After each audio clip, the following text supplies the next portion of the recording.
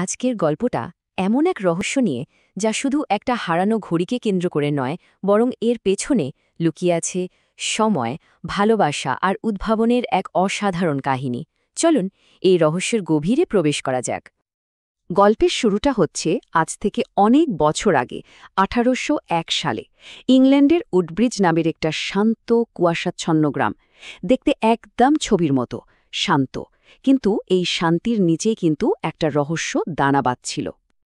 তো প্রশ্নটা হলো, কিভাবে একজন সাধারণ ঘড়ি নির্মাতার হঠাৎ করে হারিয়ে যাওয়া শুধু একটা গ্রামের শান্তিই নষ্ট করল না, বরং ইতিহাসের গতিপথটাকেই যেন বদলে দিল। তাহলে চলুন গল্পের প্রথম ভাগে ঢোকা যাক, যেখানে আমরা জানব সেই পথিকৃৎ ঘড়ি নির্মাতার অন্তর্ধানের সেই রহস্যময় ঘটনাটা যা পুরো গ্রামকে নাড়িয়ে দিয়েছিল। গল্পের একেবারে কেন্দ্রে আছেন থমাস ব্র্যাডলি, আর উনি কিন্তু কোনো সাধারণ কারিগর ছিলেন না। না, একদম যাকে বলে তার সময়ের একজন জিনিয়াস। সময় মাপার প্রযুক্তিতে তিনি ছিলেন একজন পথিকৃৎ। কিন্তু একদিন সকালে দেখা গেল তার দোকান ভাঙা, আর তিনি আর তার এক বিপ্লবী নকশা দুটোই উধাও। ব্যাপার হলো, যেটা হারিয়েছিল সেটা শুধু একটা নকশা ছিল না, ওটা ছিল মেরিন ক্রোনোমিটার প্রোটোটাইপ C1-এর ব্লুপ্রিন্ট। মানে এমন একটা যন্ত্র যা সমুদ্রের নাবিকদের একদম সঠিক লোকেশন বলে দিতে পারত। ভাবুন তো ওই সময়ে এটা কতটা বড় একটা ব্যাপার ছিল। এটা দিয়ে নৌ চলাচলের পুরো ইতিহাসটাই বদলে দেওয়া যেত। আর এই গল্পের নায়ক, সে হল এডওয়ার্ড মিলার, এক অনাথ তরুণ যাকে থমাস শুধু কাজই শেখাননি, বলা যায় নিজের ছেলের মতনই আগলে রেখেছিলেন। তাই থমাসের এই উধাও হয়ে যাওয়াটা এডওয়ার্ডের জন্য শুধু একটা দুর্ঘটনা ছিল না, ছিল ব্যক্তিগত এক বিরাট বড় ধাক্কা। আর ঠিক এখান থেকেই শুরু হয় এডওয়ার্ডের এক অসম্ভব যাত্রা। এটা শুধু একটা জার্নি ছিল না, ছিল তার গুরুকে খুঁজে বের করার এক কঠিন শপথ। এডওয়ার্ডের মন বলছিল এটা কোনো সাধারণ অন্তর্ধান নয়, আর তাই সে মনে মনে প্রতিজ্ঞা করে নিল, আমি থমাসকে খুঁজে বের করবই, যাই হয়ে যাক না কেন। এই একটা জেদি কিন্তু ওকে সামনে এগিয়ে নিয়ে গিয়েছিল। লন্ডনের রাস্তাটা কিন্তু মোটেও সহজ ছিল না। ভাবুন একবার, হাড় কাঁপানো ঠান্ডা, তার উপর বরফ পড়ছে, আর পথে ঘাটে ডাকাতের ভয়। কিন্তু এডওয়ার্ডের মাথায় তখন একটাই চিন্তা ঘুরছে, থমাসকে ফেরাতেই হবে। কারণ থমাস তো শুধু ওর শিক্ষক ছিলেন না, ছিলেন বাবার মতো।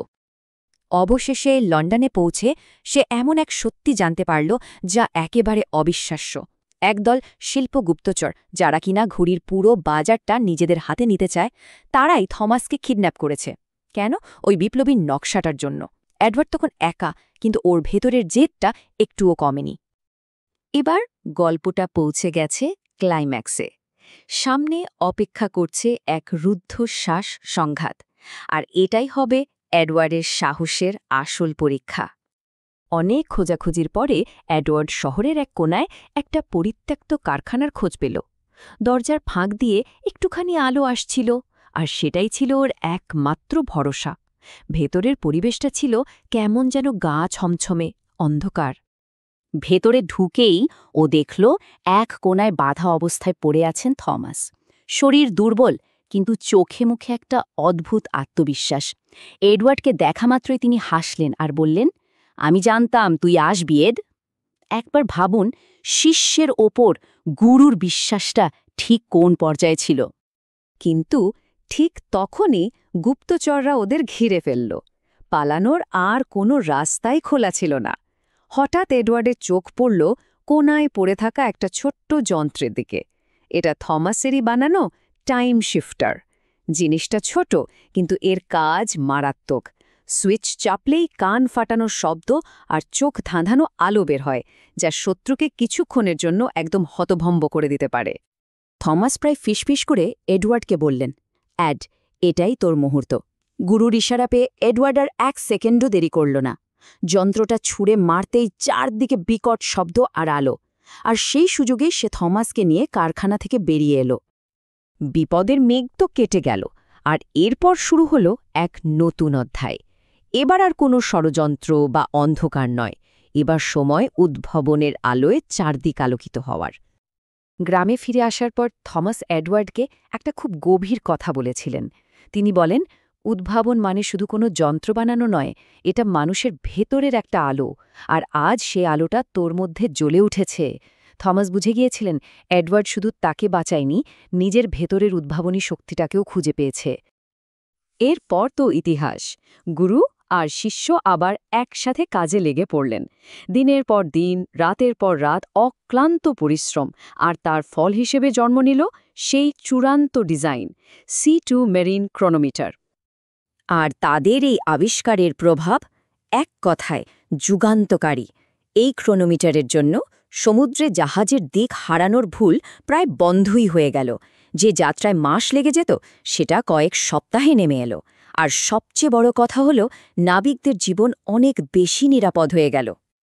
গল্পের শেষ পর্যায়ে এসে আমরা দেখব কিভাবে তাদের এই সৃষ্টি সময়ের পাতায় এক অমর ছাপ রেখে যায়।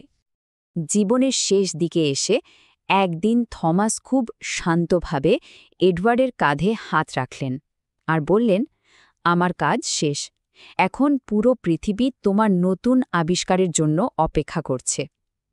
এর ঠিক ৩ মাস পরে তিনি মারা যান, কিন্তু যাওয়ার আগে নিজের স্বপ্নটা তিনি এডওয়ার্ডের মধ্যে দিয়ে গিয়েছিলেন। আর এডওয়ার্ড, সে তার গুরুর দেখানো পথেই হেঁটেছিল।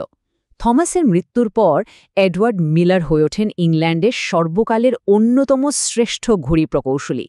তিনি শুধু থমাসের কাজকে বাঁচিয়েই রাখেননি, তাকে এক নতুন উচ্চতায় পৌঁছে দিয়েছিলেন। শেষ পর্যন্ত এই গল্পটা আমাদের কি শেখায়? এটাই যে সময়কে হয়তো ঘড়ির কাঁটা দিয়ে মাপা যায়, কিন্তু একজন শিক্ষকের ভালোবাসা, তার বিশ্বাস, সেটাকে কোনো কিছু দিয়েই মাপা যায় না। ওটাই আসল উত্তরাধিকার, যা প্রজন্ম থেকে প্রজন্মে বয়ে চলে।